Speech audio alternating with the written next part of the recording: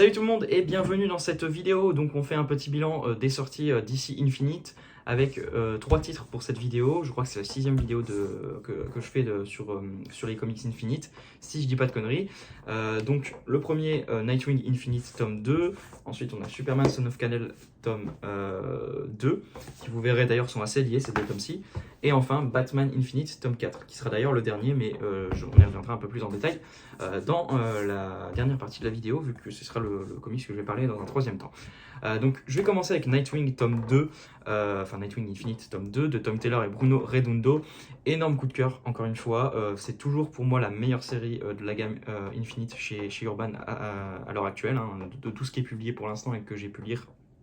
C'est vraiment la meilleure série. Alors il y a certaines séries que j'ai pas lues, donc peut-être que je changerai d'avis, mais bon, en tout cas de ce que j'ai lu, c'est vraiment ce que je préfère et pour moi c'est la plus qualitative. On retrouve tout ce qui marchait dans le premier tome, hein, là-dessus. En fait, je vais pas non plus globalement changer beaucoup d'avis et je vais pas non plus complimenter d'une autre manière que ce que j'ai pu dire dans le premier tome, mais je tiens quand même beaucoup à en parler parce que c'est un énorme coup de cœur et voilà, j'ai très envie de parler de cette série et que tout le monde la prenne parce que elle vaut vraiment le détour. Ce qui est plutôt intéressant, il va y avoir deux choses plutôt intéressantes dans ce tome. C'est déjà qu'il va s'ouvrir sur un numéro un peu particulier où en fait on va avoir une histoire qui va se dérouler en fait en une seule et même image en continu. Bon, bien évidemment là c'était coupé à chaque fois vu qu'il faut tourner les pages, tout ça. Mais en fait si on met les pages bout à bout, ça forme une seule et même case en fait, où on peut suivre tout le déroulé de l'histoire en une seule image.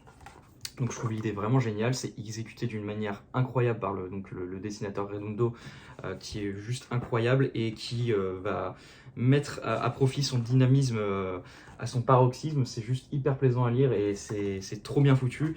Et en plus à la fin vous avez un petit QR code en fait où vous pouvez voir ce que donne en fait l'image complète voilà, en une seule et même image continue. J'espère que c'est à peu près clair ce que je dis. Donc c'est plutôt cool de voir le résultat où on a toutes les pages mis bout à bout et c'est juste trop génial.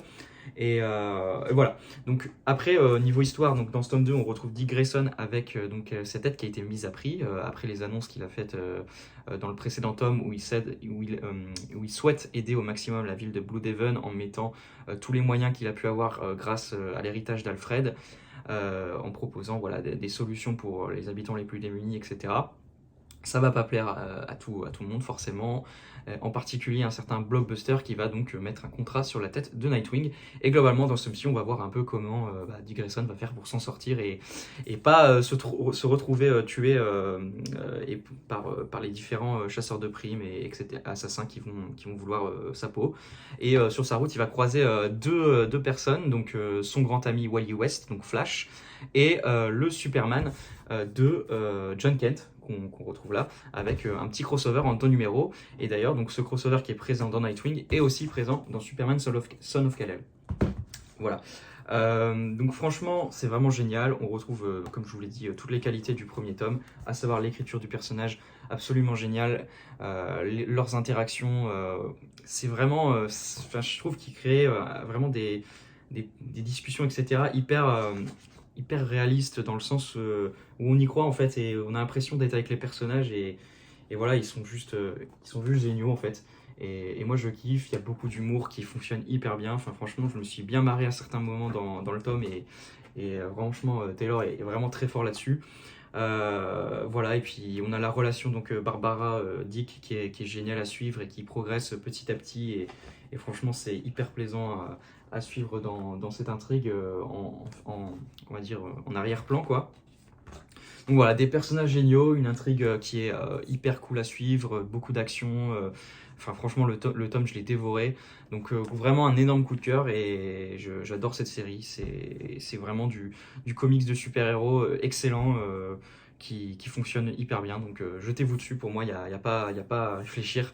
Le personnage de Nightwing en plus est vraiment génial et ça a toujours été un personnage que j'adore et là vraiment je le trouve incroyable et Tom Taylor à mon sens a vraiment tout compris au personnage et nous transmet un peu tout son amour qu'il a pour le perso. Et quand on lit le tome on est obligé d'être fan quoi. Franchement c'est trop bien et vraiment voilà, Nightwing c'est super personnage et Et je suis trop content de lire cette série à chaque fois et j'attends la suite avec grande impatience. Histoire d'enfoncer le clou, c'est vrai que je vous ai pas montré beaucoup de pages, mais voilà, Bruno Redondo, je le redis, mais il est en feu comme d'habitude et il propose des pages magnifiques. On a ici un petit hommage à un tableau très connu, alors je connais pas le nom du tableau, mais voilà, c'est super beau. Les couleurs donc, qui sont de Andriano Lucas sont aussi vraiment super belles. Et après, les dessinateurs qui sont là en support sont aussi vraiment très cool. Voilà, donc franchement, du tout bon. Il n'y a pas de faux pas sur ce tome. Donc avec Superman Son of Kal-El tome 2, donc toujours de Tom Taylor. Et là, pour les dessins, on a du Cian Tormey. Dans ce tome-ci, on va tout simplement retrouver John plein de doutes, alors que donc le dictateur de Gomorrah, je sais plus, Gamora, fait tout pour le décrédibiliser. Donc le vilain Bendix qui a été introduit dans le premier tome. Il va mettre en place plein d'opérations pour tout simplement faire en sorte que la population n'ait plus confiance en John Kent, alors que donc le Superman, donc Clark Kent comment dire, le précédent Superman, n'est plus sur Terre. Et donc il va dans un premier temps par exemple faire en sorte qu'il affronte une espèce de créature aquatique géante, donc ça va être l'occasion de retrouver Aqualad, enfin, qui est maintenant Aquaman, dans les 2 premiers numéros. Donc c'était vraiment cool, parce que moi j'aime vraiment beaucoup ce personnage, et voilà, c'était vraiment super de voir les deux faire équipe. Et j'espère vraiment qu'Urban publiera un jour la mini-série, je ne sais plus le nom, je l'ai lu en VO, mais en tout cas qui se concentre donc sur Aqualad, qui devient donc Aquaman. Bien sûr, on a toute la relation avec Jay qui va être développée dans ce tome-ci. On a une scène vraiment très touchante donc, avec Lois Lane. Qui est vraiment super, donc, où John va tout simplement donc, lui faire part de sa bisexualité. Donc vraiment très bon tome, c'est toujours une super série. Moi je prends encore une fois beaucoup de plaisir à suivre tout ça. On retrouve les mêmes qualités qu'on a dans Nightwing, avec l'écriture des personnages vraiment géniale, de l'action vraiment très plaisante à suivre, des rebondissements. Franchement c'est du tout bon. J'adore le personnage de John et Tom Taylor vraiment l'écrit super bien. Je suis très content de voir ce personnage évoluer comme il le fait, donc vraiment super série. Les dessins, bon là pour le coup c'est sympa sans être non plus exceptionnel, on va pas se le cacher. Je préférais la prestation de John Timms qui n'a pas resté longtemps au final sur la série, mais ça reste quand même très plaisant à lire, on va pas se le cacher. Il y a vraiment de belles pages, donc ça reste dans l'ensemble vraiment chouette. Et dans le tome, vous avez aussi un peu de Bruno Redondo, car comme je vous l'ai dit, en fait, le crossover entre Son of Kal-El, donc Superman Son of Kal-El et Nightwing, est présent dans ce tome, ainsi que dans celui de Nightwing.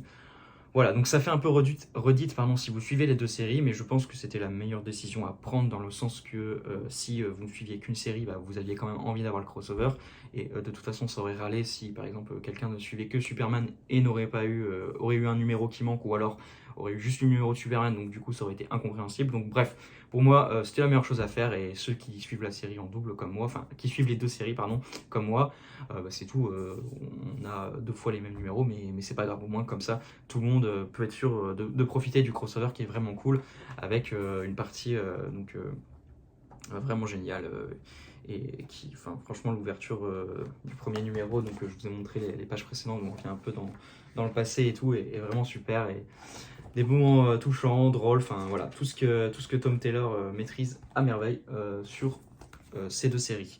Voilà, donc vraiment une bonne série. Pour moi, c'est tout aussi intéressant que la série Superman Infinite, qui va se concentrer donc plus sur Clark Kent et Kal-El, qui lui est parti sur le Warworld. C'est vraiment différent, c'est des registres pas du tout pareils, mais ça fonctionne hyper bien, et pour moi, les 2 valent le coup et sont intéressantes. Donc voilà, franchement, jetez-vous sur la série de Superman Son of Kal-El, c'est aussi du très très bon. Donc, et ça fait partie du haut du panier du catalogue. On termine avec Batman Infinite tome 4, qui sera, comme je l'ai dit donc, tout à l'heure, le dernier tome pour la série, pour la simple et bonne raison qu'après tout simplement le départ de Williamson, donc, qui vient d'arriver sur ce tome-ci, mais en tout cas il va vite partir, et donc ce sera tout simplement Chip Zdarsky qui va reprendre la série avec Jiménez qui fait son retour.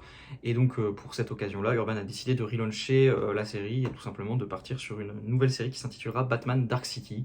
Bon, pourquoi pas, je trouve le nom un peu curieux, mais bon voilà, écoutez, c'est leur choix. Je peux comprendre qu'ils aient décidé de relauncher vu que vraiment on est sur une nouvelle ère totale, enfin vraiment une nouvelle approche, et ce sera pour le coup là un long run, enfin en tout cas c'est ce que Zdarsky a annoncé, ou au moins voilà, il sera au moins là pour 2 ans, un truc comme ça je pense, donc c'est quelque chose, voilà, ils veulent vraiment marquer le coup pour ça, mais bon bref, on n'est pas là pour parler de ça, on est là pour parler de Batman Infinite tome 4, qui lui est plus dans la continuité de ce qui s'est fait précédemment, même si c'est une histoire en soi qui peut limite être lue comme ça sans avoir lu le précédent, enfin les 3 précédents tomes.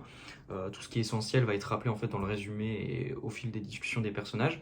Donc voilà, pour ce tome 4, donc scénarisé par Williamson et dessiné par George Molina ainsi que Michael Janin, ou Janin, je sais plus bien. Donc partie graphique totalement incroyable, on va pas se le cacher. Il y a aussi un peu de Howard Porter. Donc dans ce tome-ci, on va tout simplement avoir Batman qui va se rendre dans un pays étranger, j'ai un peu oublié comment il s'appelle, donc j'ai pas envie de dire une connerie, et pour tout simplement enquêter sur le meurtre d'un personnage qui se fait appeler Abyss, et le meurtre aurait été commis par les membres de Batman Incorporated, donc forcément ça va égayer un peu la curiosité de Batman, vu que ce sont des personnages qu'il estime beaucoup, et que il va tout simplement mener son enquête, et pour lui ça semble très curieux qu'ils aient pu commettre un crime. Et donc du coup, il va un peu essayer de savoir ce qui se trame. Et en parallèle de tout ça, on a un vilain plutôt très important chez DC qui serait mêlé à tout ça. Voilà, j'en dis pas plus et je vous laisse la surprise de qui est ce vilain. Mais en tout cas, voilà, un tome solide, pas incroyable, mais qui reste vraiment plaisant. C'est un peu dans la lignée de ce que faisait James Tynion IV. Donc après, voilà, c'est clairement une courte prestation que va faire l'auteur, donc Williamson, sur la série. Après, il y aura aussi un peu son crossover, donc Shadow War, qui va un peu, comment dire, aussi. Il va y aussi avoir des numéros de la série Batman. Mais bon, globalement, voilà, il va vraiment pas rester très longtemps sur Batman. Mais en tout cas, moi j'ai trouvé que c'était vraiment plaisant à lire. Ça se lit assez vite par contre. Voilà, il y a quelques retournements de situation, tout ça, qui font plaisir. Après, on sent que voilà, c'était clairement pour introduire certains personnages et certaines choses pour la future de l'univers d'ici. Et ça s'arrête là, quoi. Donc vous attendez pas non plus à une histoire complètement mémorable. Voilà, donc là on a tout simplement des super planches de Molina que je trouve incroyables. Et en fait il sera aidé à chaque fois un peu par Michael Ranin. Donc là par exemple c'est du Michael Ranin.